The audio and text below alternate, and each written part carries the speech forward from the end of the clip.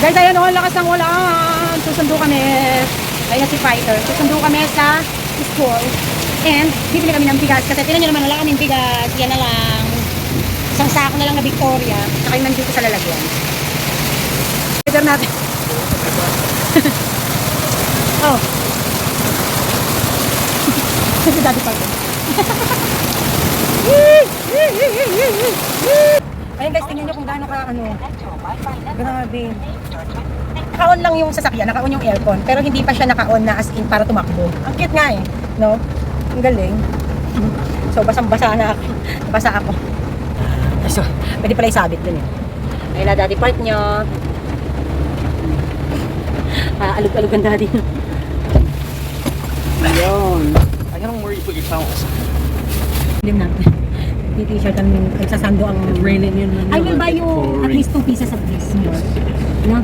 Kasi it's more comfortable for I'll you. go back to Puerto Galera and get them. No, you don't have to go back to Puerto to buy that. I can buy that to you in the market. No. I think I should go. I should have to go. Daddy, I don't have money for vacation right now. Sleep on the beach in a hammock. Let's go! It's heavy rain talaga. Super.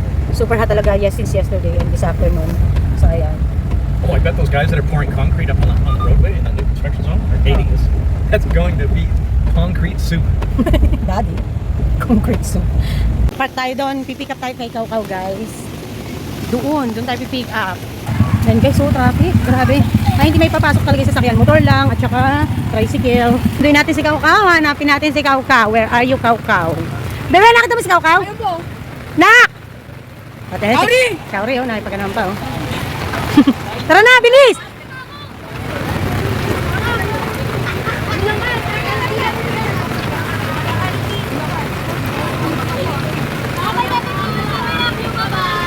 Wow. Hello, bebe! Dalihan mo, naghintay si daddy. May payong ka, di ba?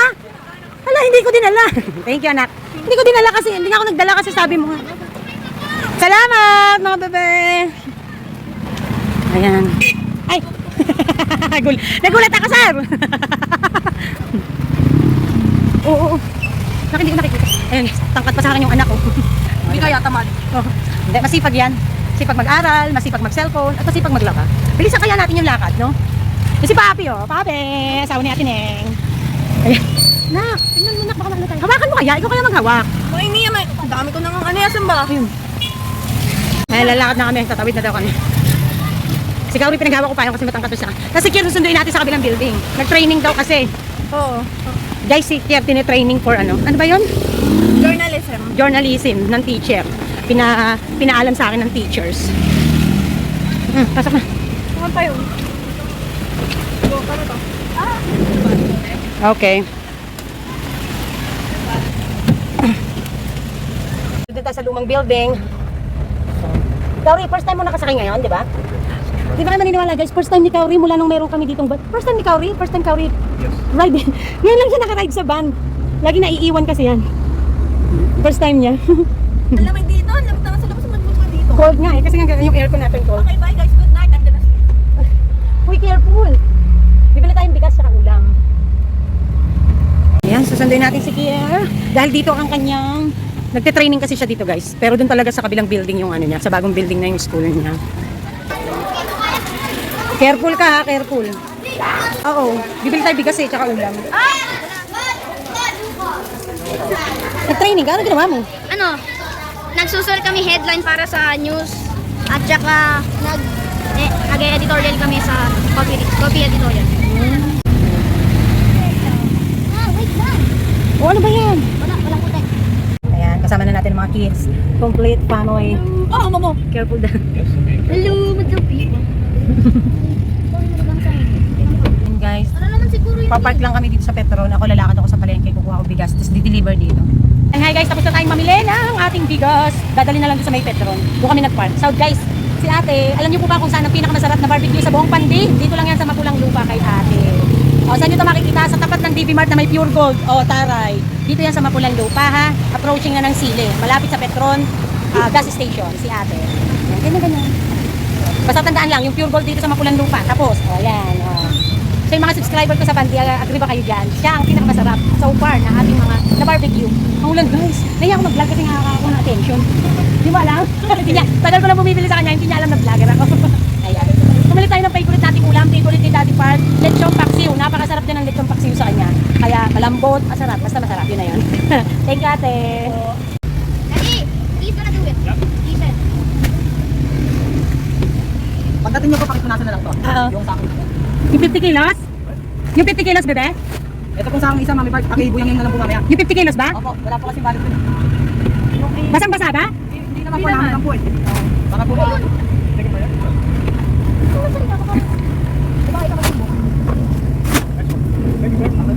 Thank you, bebe. Uuwi naman dati. Yun lang ano. Tingnan ko isang. Malinis na to, wag mong dumihan. Sarap. Tikman nga natin guys yung tinda nating Nabati Peach Flavor. Nabati, we review. Ang galing is Nabati, happy birthday. Wawa naman si daddy. You have daddy? Hi guys! Mami Park is here. So finally, tahimik na at makakapag-vlog na ng maayos ang Mami Park. So for today's video, so nakita nyo, namili nga pala tayo ng bigas, no? Hindi na tayo nakapagkanta-kanta kasi napaka-hassle, no? Sinundo natin ng mga bata and then bumili tayo ng bigas. So laking purchases na sa bigas ng month ng September. So ito na yung parang pinakalas kasi 28 na ngayon, ano? So 60,000 ang ating naging puhunan sa bigas this month of September. Ayan. 40 to 45 sako ng bigas, no? Natin to 25 kilos. Okay? So, ayan. So, nagkaroon na kayo ng pataas ng pataas ang ating pataas ang ating purchases pagdating sa bigas. So, yun lang. And, dati, naalala ko nag-vlog ako niyan, nasa around 25 sako, 30 sako. Ngayon, almost nag-double yung ating nauubos na bigas, no? Thinking na 3 variety lamang yan, no? Ang pinakamalakas pa rin ay buko na commercial, walang makakabit. So nabanggit lang naman ng Mami Park. So ang magiging topic natin for today's video ay ang pakikipagsapalaran at paggamit ng paraan na price war ng isang negosyante na kung saan para mapanatili ang kanyang hanap buhay, ginamit niya ang price war na method. However, hindi nag-successful. At ano ba ang masasabi ng Mami Park sa mga paraan na ginawa niya na ito? So babasahin natin a little bit later ang comment ni Ma'am Nim Parayalista. Shout out po muna kay Melody Navarro. Lugi na naman po. Ako po, lugi na naman. Paano inuutang ng kapatid ko? Tapos, yung puhunan ko po, galing lang din po sa lending. So, ito ang isa sa pinakamasaklap. Utang na nga ang kinuha mo para magkapuhunan, ay utang pa rin ang iyong way ng pagbebenta o sales mo. So, this is double risky. Parang ano to, sa ML, double kill ang ginawa, no? So, Ma'am Melody Navarro, isa lang po ang pinaka-ma-advise ko, tigilan nyo na po ang pagpapautang. Naiintindihan ko po bilang sa salitang kapatid, kapamilya, kamag-anak, kadugo, naiintindihan ko po. However, pag po dumating po kayo na nabaon po kayo sa utang at dumating din po sa punto na kailangan na maapektuhan na ang tindahan, hindi na kayang makabayad at magsasara ka, hanggang saan po ba ang suporta ng mga nagkautang sa iyo? Ang masakit pa dyan, baka ito pa ay maging ugat ng inyong hindi pagkakaunawaan at problema at magkaroon pa ng kamag-anak relationship gap. Maging matigas paminsan-minsan, hindi ito masama. Kasi paano ka po mas lalong makatutulong sa iba, o kahit kamag-anak mo man yan, kapatid mo man yan, kapamilya mo man yan, kung ikaw mismo ay hindi mo ginagawang stable ang iyong sarili. So, medyo mahinahon pa po akong manermon at mag-advise sa ganitong punto. Pasensya na po, pero ito po talaga yung totoo. Hindi ko po kayang mag-sugarcoat dito dahil ito pong ginawa nyo talaga ay isang double kill, no? Na double kill ang mangyayari sa inyo dito. Hindi natin pinagdarasal, syempre mas gusto natin na kayo ay ihilingin natin na kayo ay umasenso, umunlad at makaahon. However, kahit anuman pong dasal ang gawin natin at kahit anuman pong advice ang ibigay ko sa inyo, nasa sa inyo pa rin po kasi talaga ang desisyon. So kaya kailangan po iisipin na hindi masamang isipin maging matatagang negosyo. Ang masama, pag hindi tayo tumatag, mas lalong hindi tayo makakatulong. Okay? So, Ma'am Melody Navarro, and I'm praying for you and thank you very much for being here in my channel. So, pero ngayong araw na for today's video, ang pag-uusapan natin ay ang karanasan ng isang kamag-anak ng ating manonood na ginamit ang paraan ng price war to the point na hindi naging maganda ang kinahinatnan. So, shout out again to Ma'am Nimpa Realista kasi sa kanya manggagaling ang ating topic for today's video. Basahin natin from Nimpa Realista 2360, isa sa mga competitors ko ay ang tiyuhin ko. Medyo mas marami siyang paninda kaysa sa akin. Noong medyo unti-unting nawawala ang customers niya, nag-price war siya to the point na kahit sa mga alak, 2 pesos na lang ang tubo niya. Di ako sumunod sa kanya. Iba rin kasi siya dahil, di ba, nagsitaasan na ang presyo. Siya naman itong pinababaan ng husto para lang di langawin tindahan niya. Ayon, nalaman ko na lang na sobrang pagtitipid niya, biruin mo, mangungupra siya ng pagkarami-rami, nilalakad niya lang ito kahit pabalik-balik siya sa department store. Naawa ako sa kanya kasi senior citizen na may high blood pa. Ano ang masasabi mo sa ganitong klase ng negosyante? Bakit nagnenegosyo ka pa kung wala ka naman palang mapapala kahit pamasahe wala ka? Ayan. So, ito ay hihimayin natin at masalimuot. At tatapatin ko na po kayo, Ma'am Nimpa. At babase lamang ako sa inyong comment. Tatapatin ko na po kayo. Medyo magiging harsh po talaga ang magiging words ko. So, humihingi na po ako ng paumanhin ngayon pa lang. No? Humihingi na po ako ng paumanhin ngayon pa lang sa mga sasabihin ko at masasabi ko at magagamit kong terms. Kasi po, naiinis ako. Ayan, pag-usapan natin. Okay, si Ma'am Nimpa, tiyuhin niya ang kanyang kakompetensya. So, it doesn't matter. Walang problema dyan, kung kamag-anak, no? It doesn't matter. Ayan, so, sabi nga niya, medyo mas maraming paninda ang tito niya kaysa sa kanya, no? Imagine that, kung tutuusin, ha? No? Kaso daw, nung unti-unting nawawala yung mga customer niya, nag-price war siya to the point na kahit nga alak, 2 piso na lang ang tubo.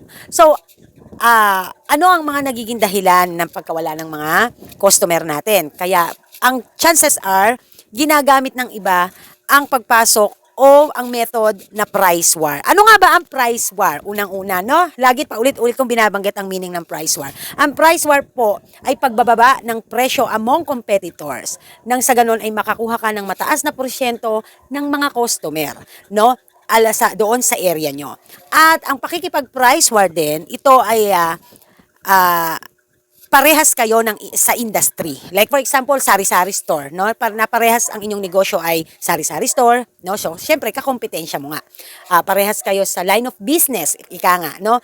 So, hindi po pwedeng mangyari po na ikaw ay halimbawa ay talyer at makikipag-price war ka sa sari-sari store kasi magkaiba sila ng line of industry or line of business. So itong price war po ay nagaganap lamang between those or among those industries or businesses that has the same offer of products and services. Naintindihan na po ngayon, ha? So, okay na tayo sa meaning ng price war. Now, paano ba gamitin ng tama ang price war? Meron ba tamang paraan para gamitin ang price war method?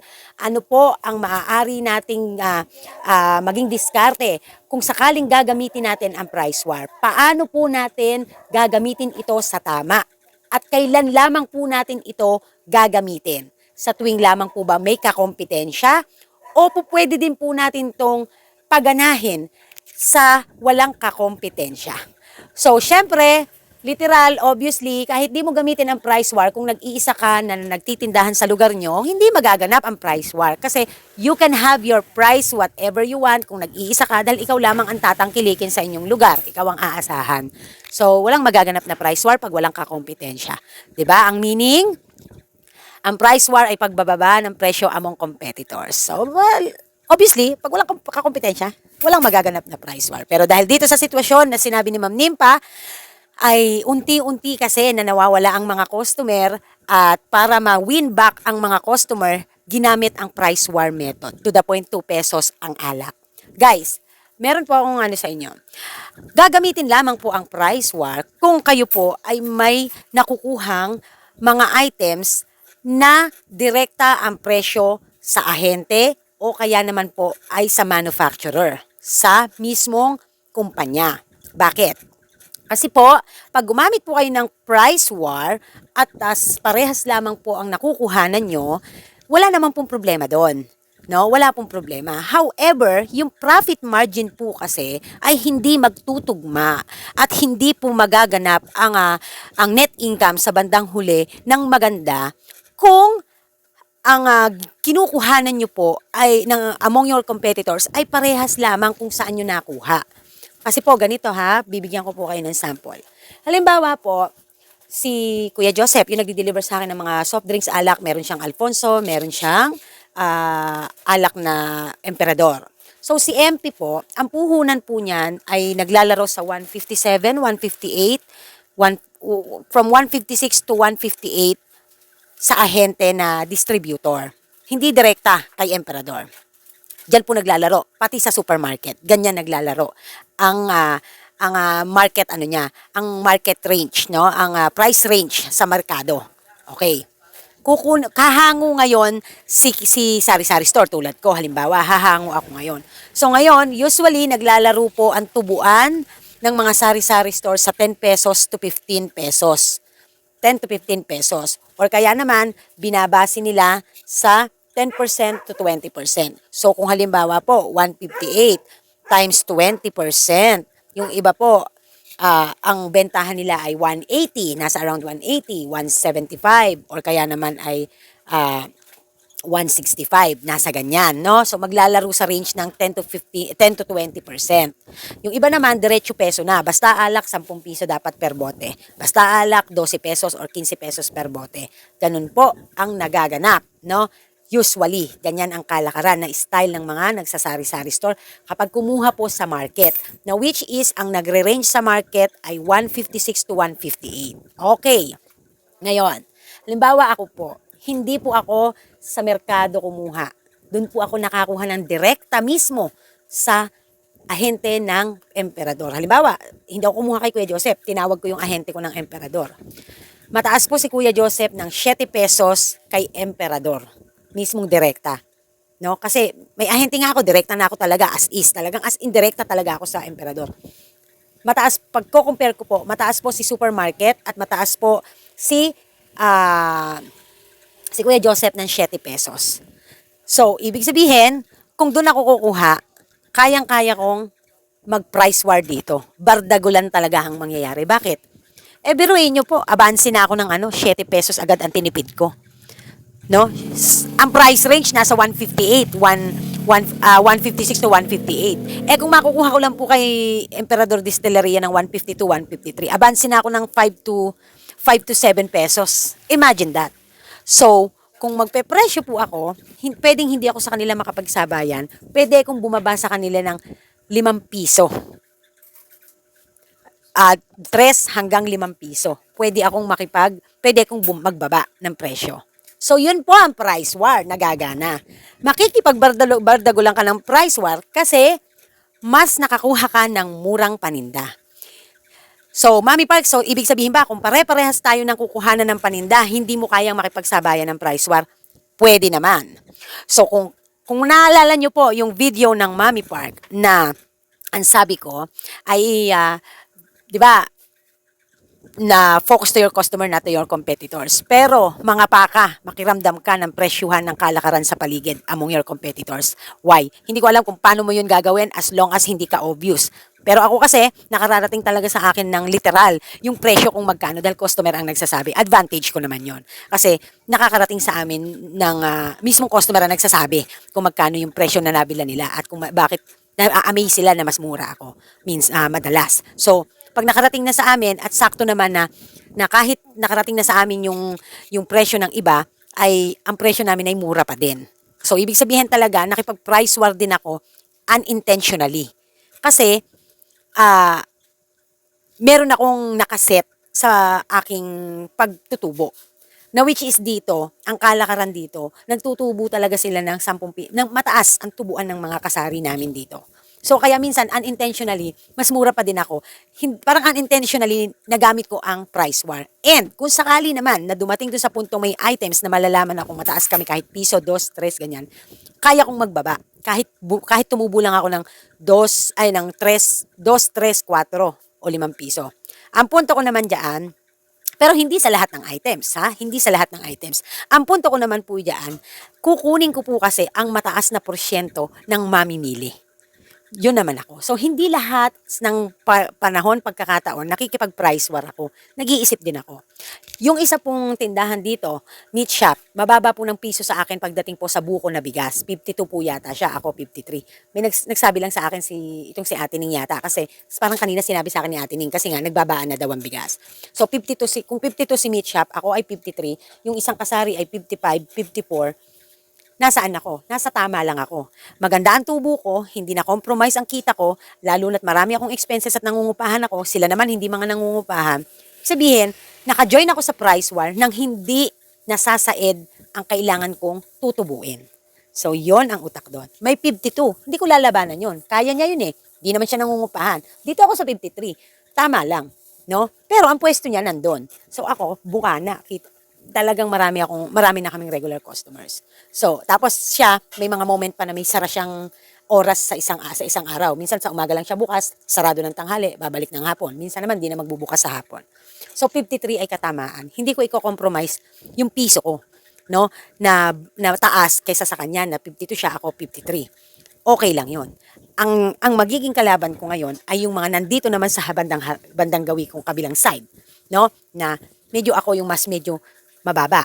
At kung hindi man ako mababa at kahit mas mataas pa rin ako ng piso, hindi ko kino-compromise. No? Basta ang sa akin, 'yon ang kailangan ko. No? Sabihin, nagbaba pa din ako compare sa iba. Okay?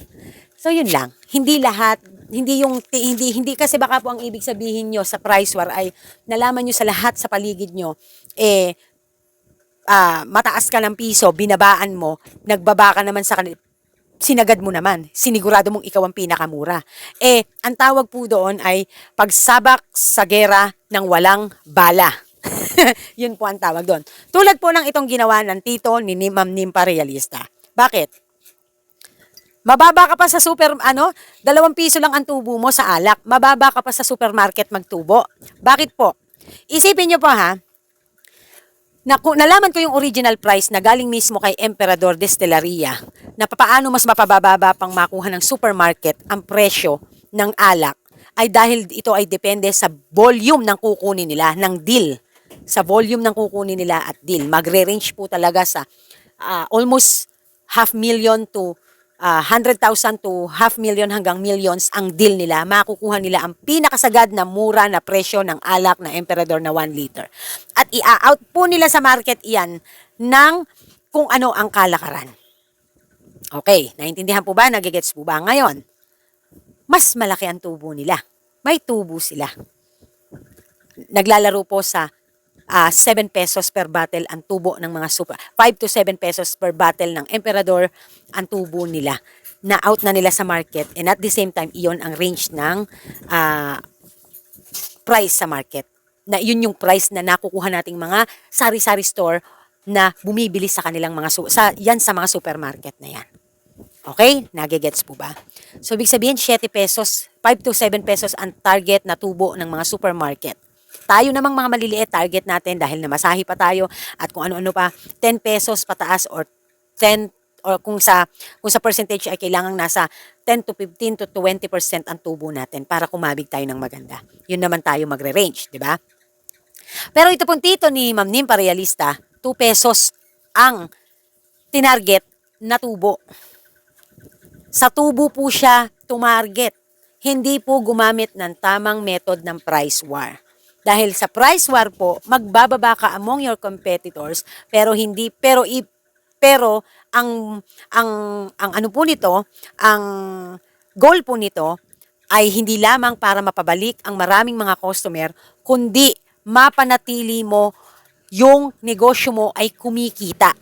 At ang profit margin mo ay masusustain ang iyong gastos, ang iyong expenses, and at the same time, may kakabiging kang net income. Dito po, to the point po na naglalakad, nagtipid, naglakad. Wala pong masamang magtipid, pero para po magtipid ka ng katangahan, dahil sa katangahan, hindi po talaga tama.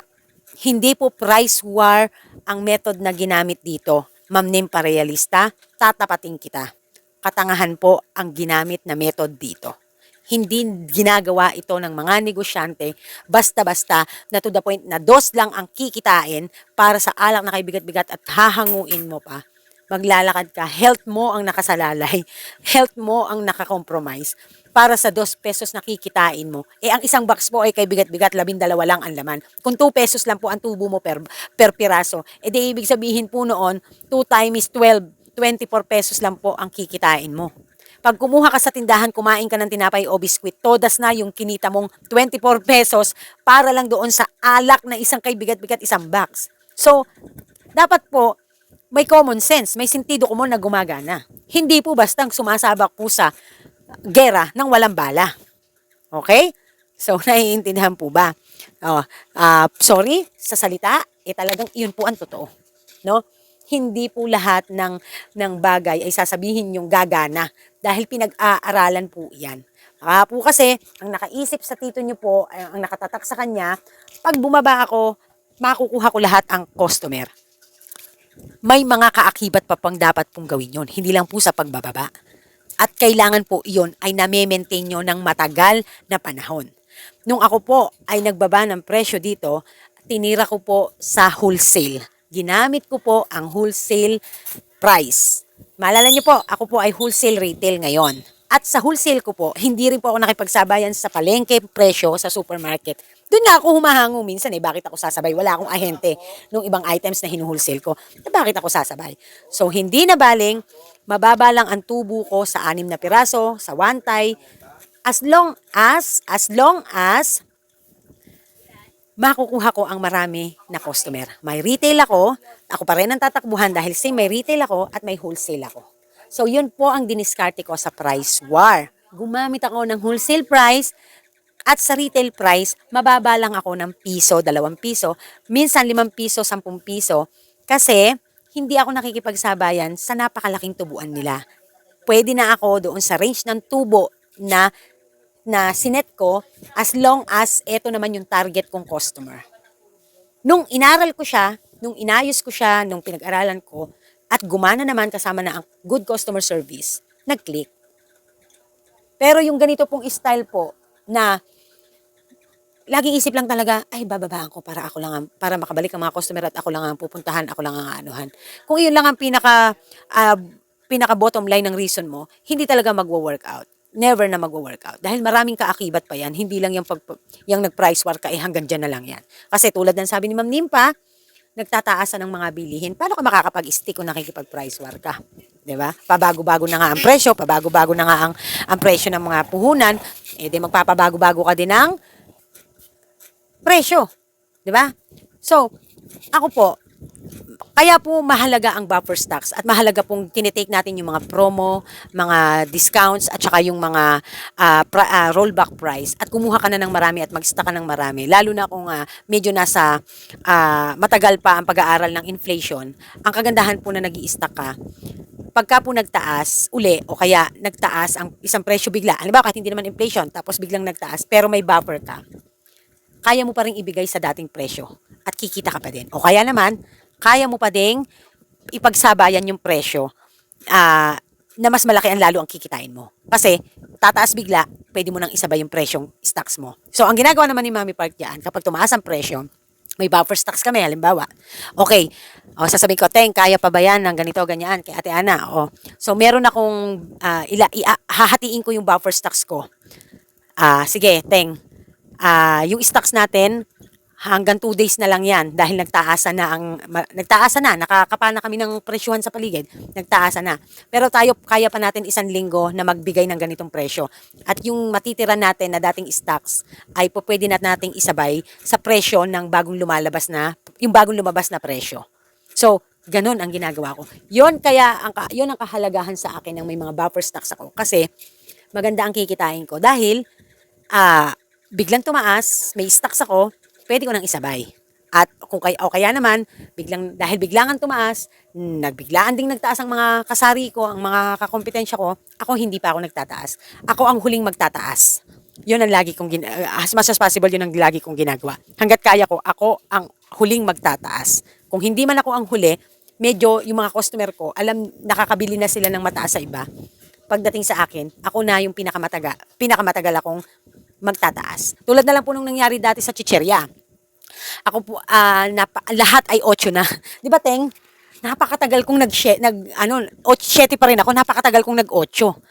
Alam niyo po ba, to the point na ang tubo ko lang, means kapag kay Pure Gold ko na ako kay chicherya, ang tubo ko na lang 85 cents per piece. Pero bumawi na lang ako sa bumawi. Kasi nga po, minsan mababa makukuhanan ko, minsan mataas, dahil depende kung saan ako namili. Dahil hindi nga po, stable lang nakukuhanan ko at ang presyo ng puhunan, nag-stick muna ako sa 7 pesos. Tapos, nung talagang nagtaas na ng matindi ang pagtataas, doon talagang saka pa lang ako nag-8. Isipin niyo po, halos 1 taon bago ako nag-8. Di ba, Teng? This year lang yata tayo nag-8 eh. Oh, last year pa po 8 na talaga ang mga chicherya dito. This year lang po ako nag-8. Di ba? Ilang buwan pa lang po ako nag-8, sa totoo lang. Tapos kaya nga yung iba, sabi, Mami, ngayon sa totoo nga lang, ngayon ka lang, late ka lang nagtaas, ngayon ko lang nagtaas. Kaya naiintindihan nila ngayon kapag sabi ko, uy, tumaas na ha, 8 na. Hindi sila kumikibo. Hindi sila kumikibo. Okay lang sila, hugot sila ng hugot na binibili nila. Bakit? Alam nila ngayon lang ako nag-8 eh. Alam nila ngayon lang ako nagtaas. Dahil, ang ano ko nga is, pinapalakas ko siya. No? Hanggat kaya pa ng PC ko na hindi naman ako luging-lugi. Babawi talaga ako sa volume ng mabibenta ko. So, nagigets po ba? Sana nagigets po yung diskarte, no? So, kaya, pasensya na po kayo, Ma'am Nimpa, kung puro sa akin ang example. Gawa po kasi ng kailangan pong, dahil alam kong kaya nyo nga sa akin tinatanong to, dahil ako, lagi kong sinasabi sa mga vlogs ko, gumagamit ako ng price war. Pero meron po akong bala pag ako po ay pumapasok sa gera. Hindi pong papasok po ako sa gera, wala akong bala. Yung ibang mga kasari, bakit hindi sila makapag-let go hindi nila magawa ang price war? May mga reasons why. At yun ay hindi ko alam. Lalo na dito sa mga kakompetensya ko. Basta for me, na kung tutuusin, mas capable silang gawin yon dahil hindi sila nangungupahan, sarili nila ang property. Taga rito talaga sila. But they are not capable to do that and I don't know why. Pero ako, I'm capable to do that pero pinag-aaralan ko. Hindi yung basta ginusto ko lang. No? Hindi yung basta nagpresyo na lang ako nang walang katuturan. Dahil kung hindi naman po effective ang aking ginawa, 3 buwan na po akong bread and butter C-store. Siguro naman po ay kahit papaano may napatunayan na ako. So, yun lang naman po. Kahit papaano ay may napapatunayan na yung mga ginawa natin dito ay tama. Dahil walang any other source of income, guys. Huwag yung sasabihin sa akin sumasahod ako sa YouTube. Excuse me, hindi na naman nga ako sumahod sa YouTube. No? Handyan lang nakaipon pero hindi ko pa masahod-sahod. Dahil hindi nga mabit ang threshold. Oh. Pero, nakaka-survive. Kahit walang binibigay, kahit singkong-kusing ang daddy park niya. Why? Dahil dito, ginagawa natin ng maayos na same pa rin na hindi ko kailangan magtaas ng presyo. Hindi ko kailangan magtaas ng presyo dahil bread and butter na namin to, kailangan ko kumabig ng malaking kita. Hindi ako nagbago, same pa rin kung paano ako magpresyo ng mga nakaraang buwan. Same pa rin hanggang ngayon. At bread and butter na namin siya. 'Di ba? So, pinag-aaralan, pinag-iisipan, pinagpaplanuhan, at higit sa lahat ay may kaakibat na diskarte din ang pagpasok sa price war. Hindi lamang sa pagpa-price war mo na binaba mo na ang iyong mga lahat na lang ng items mo ay binaba mo at nakipagbardagulan ka nang wala ka talagang bala. No? So, all in all, pasensya na po ha, mahaba, ang dami ko sinabi, nagpaligoy-ligoy pa Mami Park. All in all, Ma'am Nimpa Realista, ang masasabi ko po sa klase ng ganyang negosyo ay tanga. Walang kaalaman sa paghahanap. Pangit noon, sagwa sorry ha. Hindi ko naman pwedeng sabihing mangmang. Kasi dumating nga sa puntong nagnegosyo hindi mangmang. Iba kasi yung mangmang 'Di ba? Ang mangmang, pwede nating pagpasensyahan yung mangmang. Kasi parang walang pinag-aralan yun Pero pumasok na to sa negosyo, nakaka-read and write to, can able to read and write 'Di ba? Nagbaba pa nga presyo Pero Ma'am Nimpa, alam ko po kamag-anak niyo siya. Ang tawag po dito ay negosyanteng tanga. Hindi po tama. Hindi po tama. Pasensya na po sa words. Hindi ko kayang anuhin. Alam ko pong masakit, pangit, napakasaklap naman, napakaano mo naman, Mami Park.